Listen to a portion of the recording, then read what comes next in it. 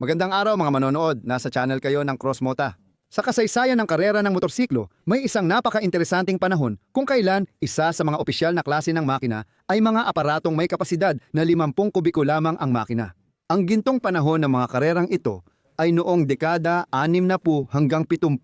Kung di ka pamilyar sa klaseng ito, huwag agad isipin na 60-70 kilometro kada oras lang ang pinakamabilis na takbo ng mga karerang ito. Ang mababagsik na 50 ay may lakas na abot 15 kabayo. Para mailabas ang potensyal, gumagamit sila ng 8 speed transmission at umaabot sa 200 kilometro kada oras ang pinakamabilis na takbo ng mga motor na ito. Sa gitna ng mga kakaibang makina, may isang natatanging aparatong nakasingit. Ito ay isang motorsiklo na tinatawag na Mitchell at ang kapasidad ng bawat isa nitong silindro ay 12.5 cm3 lamang. Tara, kilalanin natin siya ng mas mabuti. Sana'y mag-enjoy kayo sa panunood.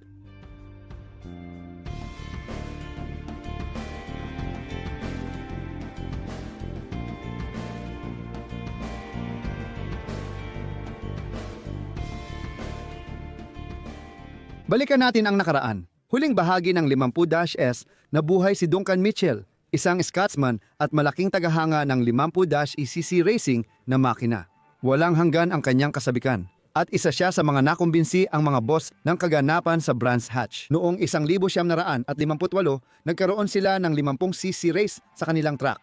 Si Mitchell ay isa sa mga nagtatag ng Racer Club sa klaseng ito at may-ari ng motodekla sa Stevenage. Mula sa pintuan ng kumpanyang ito, maraming iba't ibang racing na motorsiklo ang lumabas na pinagbubuklod ng isang katangian. Ang displacement ng makina ay 50cc. Sa ngayon, ang tinutukoy ko lang ay personalidad ng tagahanga. Maraming entusiasta noon sa karera ng 50cc, hindi lang sa Britanya, kundi pati sa iba pang bansa sa kanlurang Europa. Noong 1955, sinimulan nina Maurice Raby at Eric Fritz mula Midlands ang paggawa ng 4 na silindrong makina. Nagsimula na sina Maurice at Eric sa trabaho nila.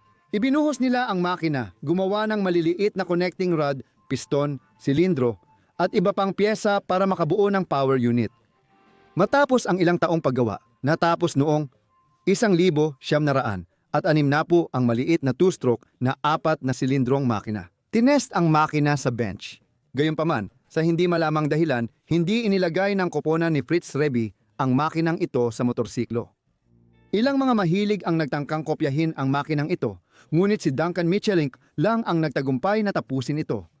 Binili ni Duncan ang prototype ni Fritz Raby, inayos ito, at matapos ang 1 taon ay nabuo niya ang makina. Gumawa rin si Duncan mula sa simula ng isang 5-speed na gearbox para sa power unit na ito.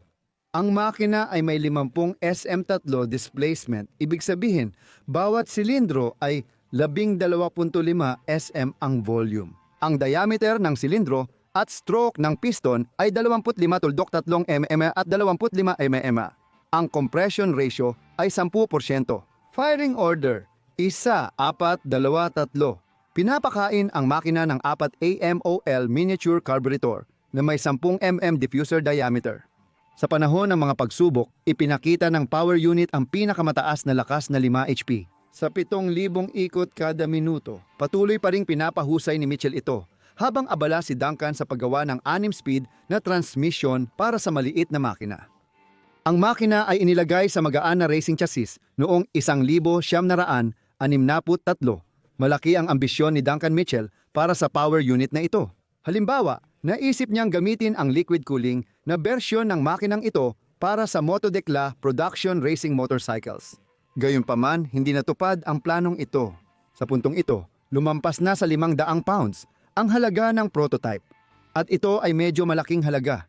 Sabihin na nating, ito ang taunang sahod ng isang karaniwang lalaking Briton. Noong panahong iyon, ang maliit na kumpanyang motodekla at si Duncan Mitchell ay dumaranas ng mga problemang pinansyal, kaya natigil ang pagdevelop ng prototype. Ang motorsiklo ni Mitchell na may maliit na inline 4 ay ginawa lamang ng 1 piraso at hindi ito nakatakdang makalabas sa racetrack. Pagkalipas ng ilang panahon, napunta ang makina sa koleksyon ni Semi Myler. Na-restore ito at nandoon pa rin hanggang ngayon.